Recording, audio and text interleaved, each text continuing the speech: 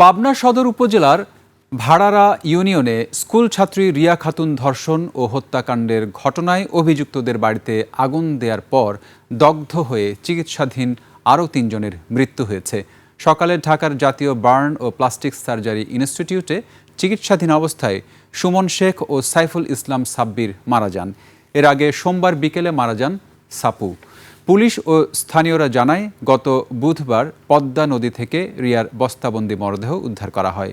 পরদিন দাফন শেষে বিক্ষুব্ধ জনতা অভিযুক্তদের বাড়িতে আগুন ধরিয়ে দিলে গ্যাস সিলিন্ডার বিস্ফোরণে কয়েকজন দগ্ধ হন। পরে তাদের ঢাকায় নেওয়া হলে চিকিৎসাধীন অবস্থায় ৩ জনের মৃত্যু হয়। এ ঘটনায় আইনগত প্রক্রিয়া চলমান রয়েছে বলে জানিয়েছে পুলিশ। এর আগে রিয়া হত্যা মামলায় তার কথিত প্রেমিক নাইমসহ ৩ জনকে গ্রেপ্তার করা হয়। পুলিশ বলছে, জিজ্ঞাসাবাদে তারা ধর্ষণ ও হত্যাকাণ্ডে জড়িত থাকার কথা স্বীকার করেছে।